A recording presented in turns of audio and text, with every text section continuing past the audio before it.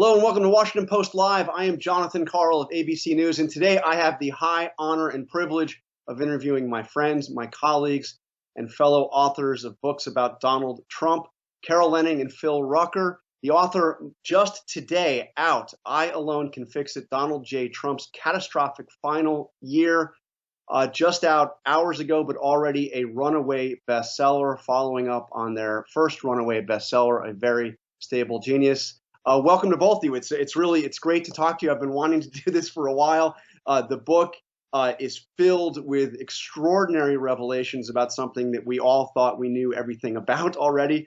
So I wanted to start, Carol, with you. The two of you reported on this administration day to day. You wrote A Very Stable Genius, the fantastic book about the first 3 years of the Trump presidency. Did you learn anything new about Donald Trump, given how much time you had already spent, how much effort you had already put into reporting on him and his White House? You know, Jonathan, you're the perfect person to ask that question and to interview us today on our launch because you also know this material so well. You've excavated it, and we're looking forward to your book when it comes out. I think the honest answer about what we learned about Donald Trump is that all of the basic boundaries of who he is and how he leads and how he governs are pretty well known by us. You know, he's a impulse guy. He's interested in his own benefit. He is not so interested in anybody else's. And he also doesn't follow any rule book and it rejects norms and cares very little about sort of what Washington should do, what's polite, what's proper. The new thing that Phil and I learned that was even chilling to us, as hardened journalists as we are, is how much he was willing, the degree to which he was willing to put American lives and the democracy in peril for his own personal gain, for his own quest to maintain that grip on power that he became addicted to and loved. Insiders in that administration who looked from the outside and even to we reporters as if they were sort of silently acquiescing, silently standing by their man, were actually secretly in a near panic about the danger he was putting the country in during the Black Lives Matter protests, during the pandemic that lethally marched across our country, and then finally in a riot that he helped incite at the Capitol that put lawmakers and his vice president in the crosshairs, in actual mortal danger. And I think that's well said. One of the things that was extraordinary for me about digging through and going over the major events of that catastrophic year is how willing, even eager, the people really close to Donald Trump were to talk. And I want to get to some of that and some of the motivations behind the people that talked to people like you, people like me, and the eagerness to kind of set the record straight and to tell us that they had those concerns. But before we get to that, you write something right in the beginning of the book that is a really extraordinary statement. You say, this is a quote from your introduction: "Most of Trump's failings can be explained by a simple truth. He cared more about himself than his country." Phil, you're a reporter. You're a great reporter. I've been side by side with you throughout all of this. You didn't write that sentence lightly. No, Jonathan, we did not. In fact, that sentence, I think, is the only conclusion that Carol and I could really draw from all the reporting we did for this book. We talked to more than 140 senior administration officials, advisors to the president himself down at Mar-a-Lago, and to a person, they all acknowledged and were concerned by the fact that the president, when he was in office, prioritized himself personally, prioritized his political fortunes. Almost every decision he made in the year 2020 about the coronavirus pandemic was based on his reelection hopes. He was thinking about, how does he position himself?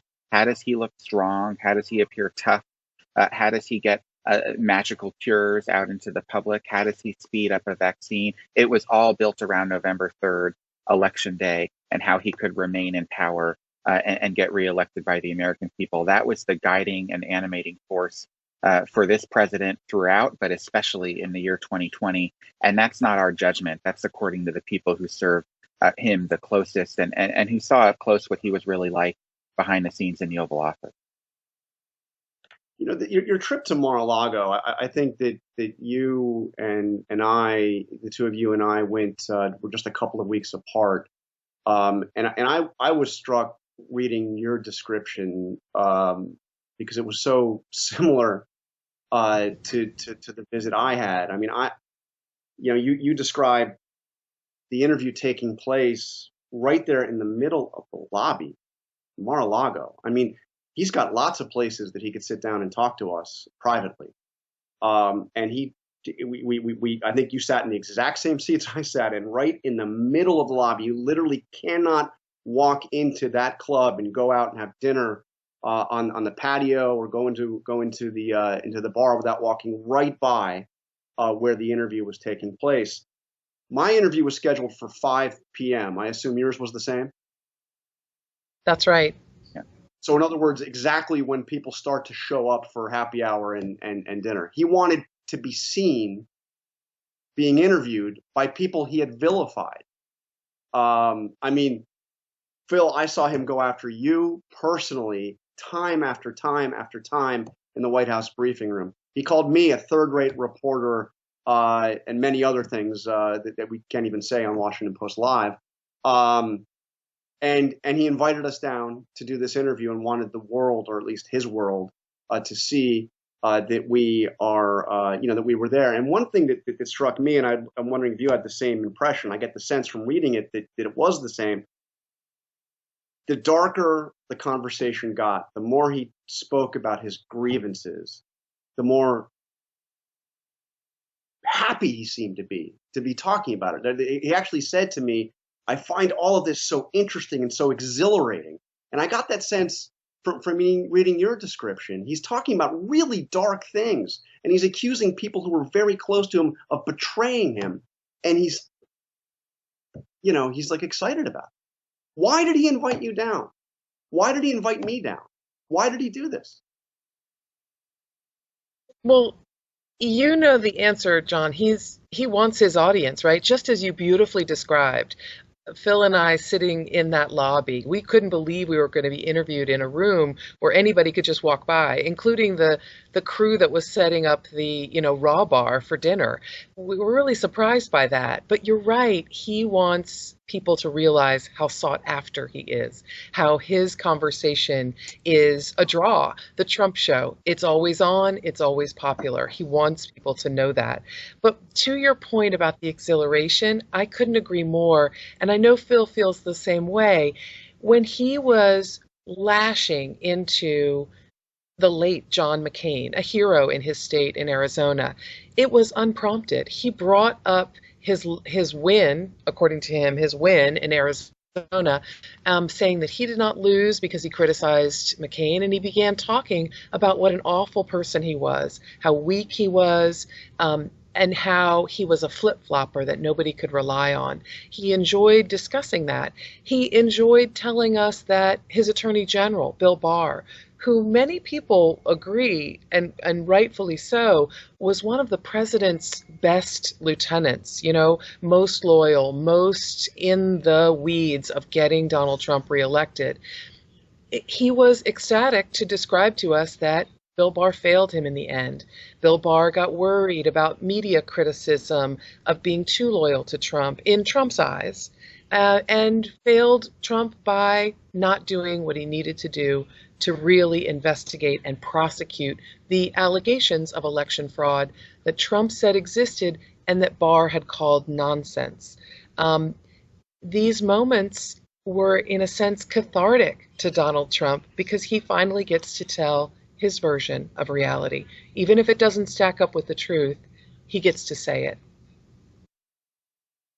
And one of the obviously a lot of the coverage of your book, and you've gotten glowing reviews. You've made news everywhere with this, which also is a testament to how much is there. I mean, the idea that a presidency that was reported on so exhaustively for 4 years, and especially in the past year, you're able to get out like jaw-dropping new information, and some of that new information is about Mark Milley, the General Mark Milley, the chairman of the Joint Chiefs of Staff.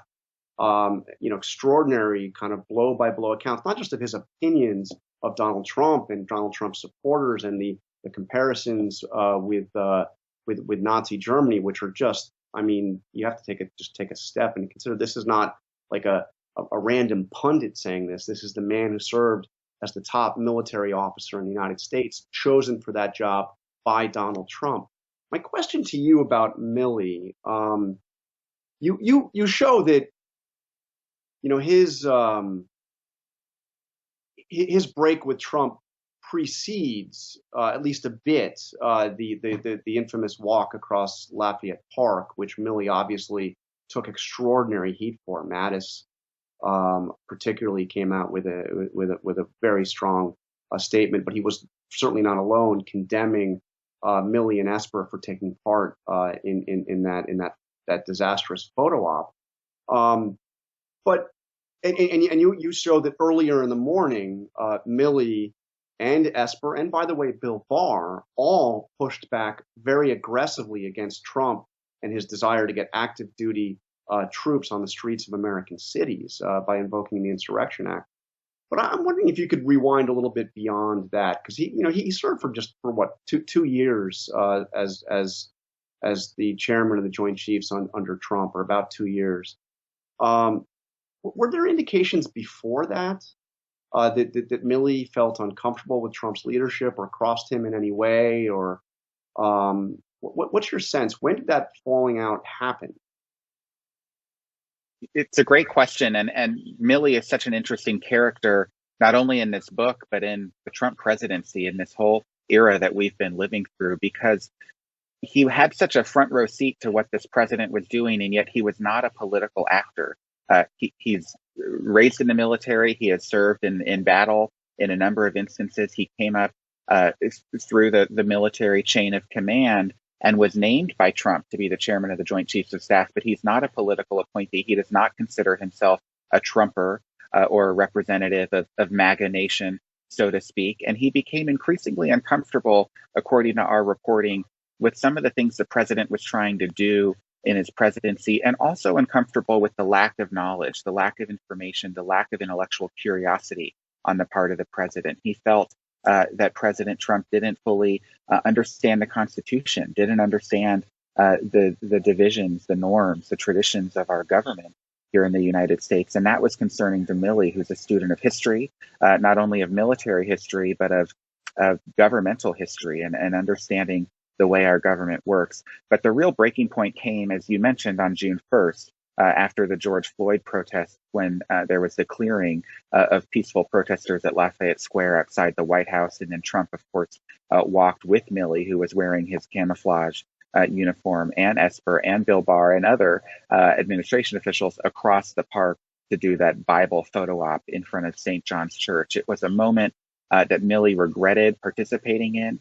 He actually gave a very thoughtful and forceful speech apologizing for it, which was a point that ruptured his relationship with the president, because Trump was very upset that Milley would have apologized for that photo op. And after that moment, Milley made a vow to himself that he was going to serve to protect the independence of the military, that he was not going to allow the United States military to become a political tool for President Trump ahead of his reelection campaign, and that he was committed. He was going to commit himself to ensuring a peaceful transfer of power on January 20th, when the new president, Joe Biden, was sworn in. Those days became so much more harrowing, of course, after the election, when Milley saw parallels between Hitler and Trump in what Trump was saying, the misinformation he was spewing about election fraud. But he continued to try to be a bulwark, a safeguard, in preventing what he thought could have been a coup by President Trump to stay in power. Carol, Phil mentions that powerful speech that Milley made. I think it was on June 11th. It was like a good 10 days after the walk across Lafayette Park. Mark Esper, it was then, of course, Defense Secretary, came out and expressed his regret almost immediately, and came out and publicly said that he opposed invoking the Insurrection Act, and something that he thought would get him fired and almost did get him fired. Why do you think Milley took 10 days to come out, which in the kind of news cycles we have now was an eternity, and he was getting pummeled everywhere for being there in his fatigues, right behind the president, walking across that park? What do you think was behind that delay? It's funny you say that about getting pummeled, because Esper got pummeled literally soon as he issued that public statement. I think, as we relay in the book in some cinematic detail, as soon as the defense secretary gave that press briefing where he said he would not support the Insurrection Act, he was supposed to be giving a briefing to the president in the Oval Office in about an hour and a half. And when he got away from the lectern, essentially, of his press conference, he got a call from the chief of staff, Mark Meadows, who said, "What in the F are you doing? The president is going to rip your face off." And indeed, that is what happened when he arrived at the White House. He sat down at a chair that was empty and waiting for him in a room full of cabinet members, and the president proceeded to, like a lion, roar in Esper's face about how he had undermined him. He had violated his oath to the president. Esper reminded him his oath was to the Constitution. He told him that he had usurped his authority, and it was the final break in their relationship. So there was a kind of pummeling for Esper as well. It was just different.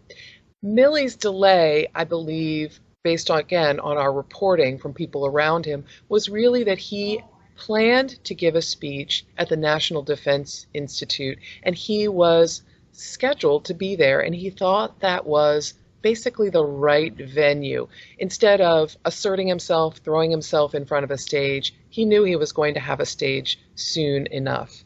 And he took his time and rewrote his speech, according to our reporting, and explained that he felt very, very, very deeply about America's 400-year-old sin, racism that underpins the country. And he was very upset about the way in which he had let himself be used, essentially. He didn't want the military in any way to look political, and he apologized for that. And again, within moments of finishing his speech, he heard from the president, who said, "Why'd you apologize?" And Milley said, "I'm a Catholic. When I do something wrong, I say I'm sorry and I move on." And Trump responded to him, "What's wrong with walking with your president?" It's funny, the way he treated Esper and the way he treated Milley were quite different. He had a lot more respect for the man with the gold on his chest.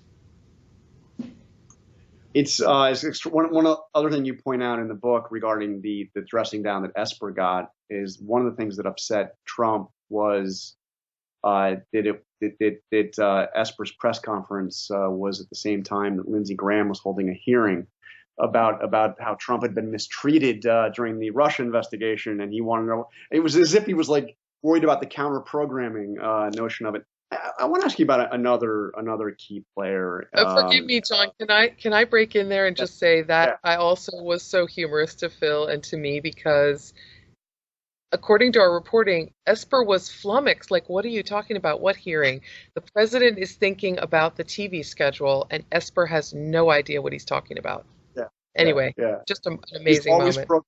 He's always programming. And so January 6th, you write about Ivanka Trump, who was one of the few people. I mean, one thing that's striking about January 6th is how empty the building was. Robert O'Brien was traveling in Florida. Jared was coming back from a trip to the Middle East. The place seemed kind of empty, and there weren't many people around. But one person who was there in her second floor office, as you described, is Ivanka Trump. And you write of something she said in the morning. So before the speech, before the riot, you write that she said, this is regarding Giuliani and what Giuliani had been saying, about the election fraud and on and on. This is not right. This is not right. Who did she say that to? Was that something she said to herself, or who did she say that to? John, she said that while she was standing on the outside of the Oval Office. She sort of whispered it to a couple of advisors who were within earshot of her. It was at the same time that President Trump was at the desk on the telephone with Vice President Pence, who was back home at the Naval Observatory. This is in the morning before Trump went out to the ellipse to give his speech, before Pence made his way to the Capitol to begin presiding over that joint session of Congress. And Trump was pressuring Pence on the phone to do what Trump thought to be the right thing, which was to effectively use his power as the vice president to overturn the results of the election. And Ivanka felt that was wrong. She said that's not the right thing. She then, after the phone call ended, according to our reporting, went into the private dining room of her father and spoke to him one-on-one to try to persuade him. She was obviously not effective there, because the president proceeded to go out to the ellipse and make his feelings about Pence known to the world. But in the afternoon, we learned, once Trump got back to the White House, once the rioters broke into the Capitol and began the siege there, Ivanka had to be called into the Oval Office multiple times by the Chief of Staff, Mark Meadows, to try to get her father into a mental place where the president would be able to call off his supporters. Remember, it took 2 hours for him to finally issue that video saying, stand down and go home. He also said, of course, we love you. Yeah. But for the daughter who is said to have this special sort of relationship with her father, even she couldn't break through until the end there. And it just speaks to Trump's determination to permit this riot to continue, because it was a show of force in his own name under his banner. So you also write that Ivanka went, you point out that she attended the rally but did not speak. I want to read a passage from your riveting chapter on January 6th. You write, Ivanka Trump did not appear on stage. However, rally organizers repeatedly asked her to give a speech, but she declined. The first daughter told aides she had become increasingly uncomfortable with efforts to overturn the election results. Yet she told them she decided to attend because she hoped to calm the president and to keep the event on an even keel.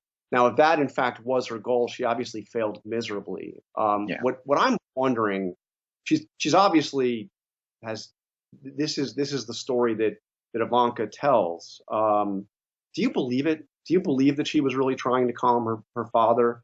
And do you see any sign that before January 6th, she was actually taking any actions whatsoever to get him off this, the repeated lies and the disaster that everybody could see coming? Is there any effort that she really, if she felt so uncomfortable and she felt that this was so wrong, that she actually did anything about it before, this failed effort, I guess, on January 6th? Based on our reporting, John, it appears that, as her, Ivanka was essentially the stable pony for her father. And she came in to essentially calm down the racehorse. But our reporting also indicates that while she may have been feeling these things and whispering them quietly to aides, she wasn't very forceful, at least in the beginning.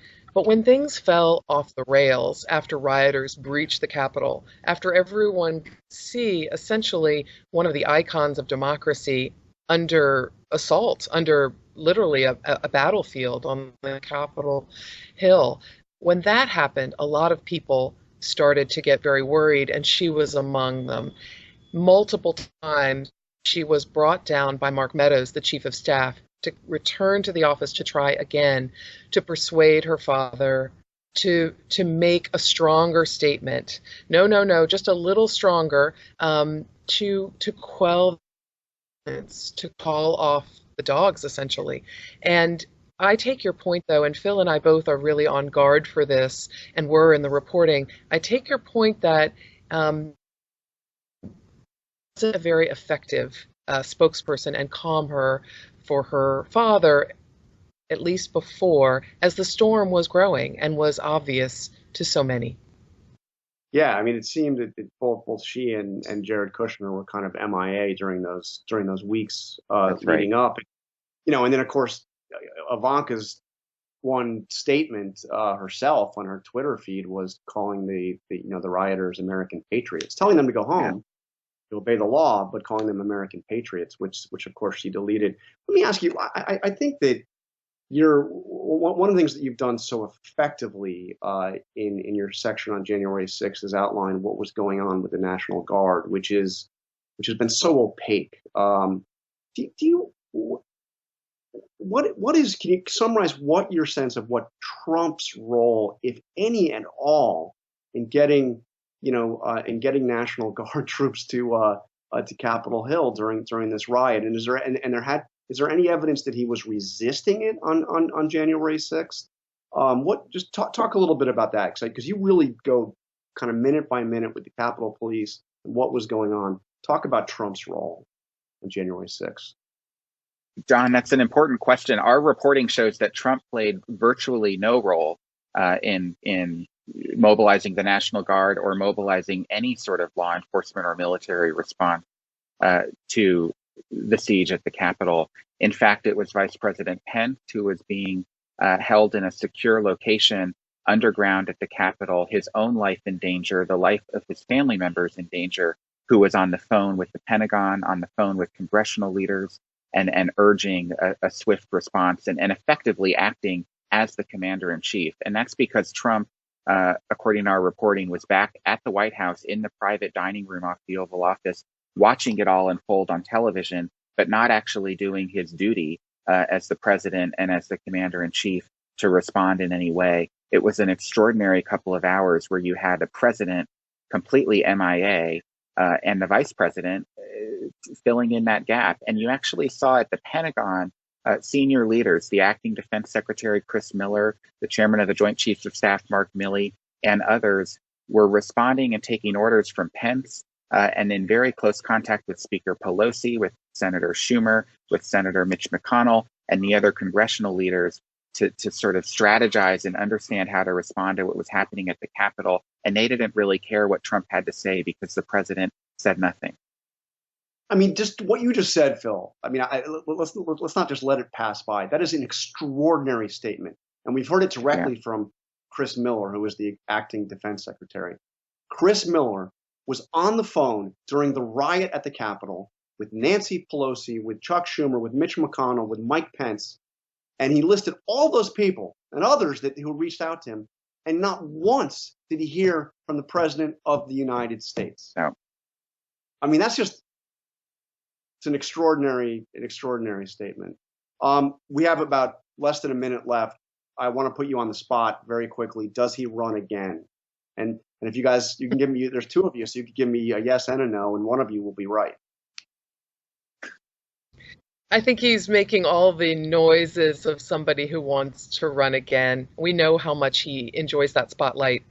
We're not in the prognostication business. Yep. But right at this moment, he sure sounds like a guy who's running. Phil? Yeah, I agree, John. If he had to make a decision tomorrow, I think the answer would be yes. But we know that a year or two in politics is a very long time. He's at an advanced age. Who knows how his health is going to be in 2023 when he arrives at that decision? So we'll have to see. But if he had to choose today, he would run. And we want to know what you think, John.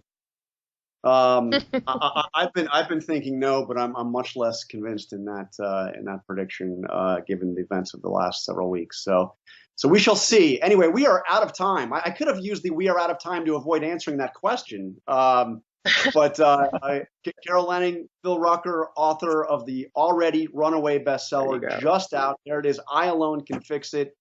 Great to talk to you. I'm Jonathan Karl. As always, thank you for watching Washington Post Live. Check out what interviews we have coming up. And please head to WashingtonPost.com to register for more events just like this one and get more information about upcoming programming. Great to see you guys. Congrats again on the book. Thank you so much.